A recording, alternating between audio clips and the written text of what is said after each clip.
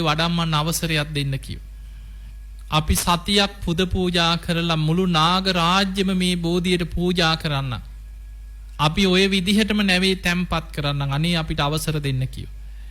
සංඝමිත්තාව බැලුවා බෝධියට අනතුරක් වෙන්නේ නැහැ. අනික බුද්ධ අධිෂ්ඨානයක් ඒක ලංකාවේ පිහිටන්නේ. ඒ නිසා නාගයන්ට සතියක් නාලවට ගෙනියන්න අවසර දුන්නා. ඒකයි අදත් අපි වඳිනකොට කියන්නේ සතියක් නාලෝ පුදලද බෝධිය කියලා. ඊළඟට හිතන්න රුවන්වැලි මහා සෑයේ තැන්පත් වෙච්ච ඩ්‍රෝනයක් ධාතුන් වහන්සේලා කොහි තිබිලාද ගෙනාවේ? නාග ලෝකේ තිබුණේ. ගංගානම් ගංගායිනේ රාමගාම නගරේ කෝලිය රජදරුවන්ට ලැබිච්ච ධාතු ඩ්‍රෝනිය තැන්පත් කළ චෛත්‍ය හදලා තිබ්බේ. විශාල ගම් වතුරකට යූරත් එක කඩාගෙන චෛත්‍ය වැටුණා ගඟට. කරඬුව ගිලෙන්නේ කරඬුව වතුරේ ගෑවි නොගෑවි බුද්ධ රශ්මි විහිදි විහිදි පාවෙවි ගියා මුහුදට. ඒක බුද්ධ අධිෂ්ඨානය. රුවන්වැලි සෑයට ලැබෙන්න පෙර අවුරුදු ගණනාවක් නාග ලෝකේ නාගයන් වැඳුම් පිදුම් කළා තමයි රුවන්වැලි සෑයට ලැබුණේ. මහා මුහුදේ කරඬුව ගිලෙන්නේ සාගරයේ පාවි පාවි තියෙනවා ගෑවෙන්නේ නැතුව වතුර මත වැඩ සිටිනවා. බුදුරැස් විහිදෙනවා මුළු සාගරේ පුරා. නාග ලෝකේ නාගයෝ දැක්ක මොකද මේ බුද්ධ රශ්මි ධාරා විහිදෙන්නේ? බලනකොට ඩ්‍රෝනයක් ධාතුන් වහන්සේලා සහිත කරඬුවක් මුහුදේ වැඩ සිට සාදුකාර දීදී ආපු නාග පිරිස හිස මත තියාගෙන පෙරහැරින් අරගෙන ගිහිල්ලා නාග ලෝකේ ධාතු මන්දිරයක් මවලා තැන්පත් කරා.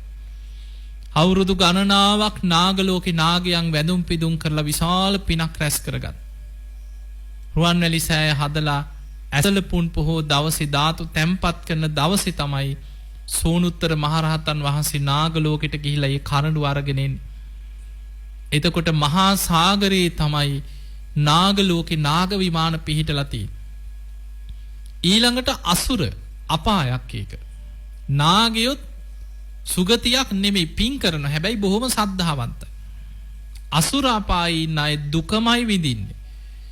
අමනුස්ස කොටසක් මුදේ ඉන්න අමනුස්ස කොටසක් කෑග ගහ විලාප දිදී දුක් විඳින අමනුස්ස කොටසක්. ඒක අපාය. හැබැයි අපිට පේන්නේ නැහැ නේද? ඒ නිසා අපි ඒකත් අයින් කරමු. දැන් සතර අපායෙන් අපිට අපායවල් කීයක් පේන්නේ නැද්ද? 3ක් පේන්නේ නැහැ. නිරේ පේන්නෙත් නැහැ, പ്രേත අපාය පේන්නෙත් නැහැ, අසුර අපාය පේන්නෙත් නැහැ. එතකොට සතර අපායෙන් අපිට ටිකක් හරි පේන්නේ තිරිසන් ලෝකෙ විතරයි. කරණීයමිත සූත්‍රය දන්නව නේද?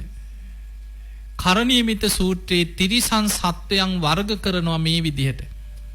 දීගාවා දීර්ඝ ශරීර ඇති තිරිසන් සත්වයින්.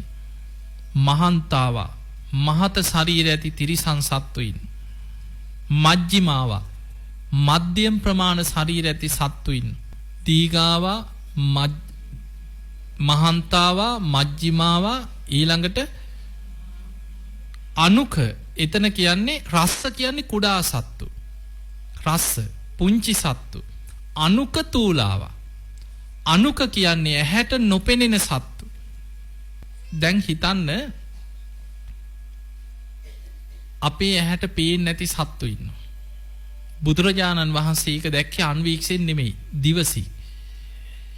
ඒ අයට තමයි කියන්නේ අනුක කියලා. ඇහැට නොපෙනෙන සියුම් සත්තු ඉන්නවා. හැබැයි අමනුෂ්‍යය නෙමෙයි. තිරිසන් සත්තු.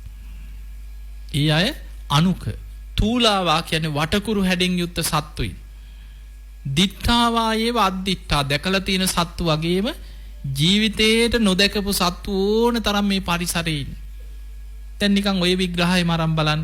දීර්ඝ ශරීර ඇති, මහත ශරීර ඇති, මධ්‍යම ප්‍රමාණ ශරීර ඇති, කුඩා ශරීර ඇති, ඇහැට නොපෙනෙන සියුම්. ඊළඟට වටකුරු හැඩෙන් යුක්ත සත්තු. දැන් නිකන් අපි හිතමු මෙහෙම.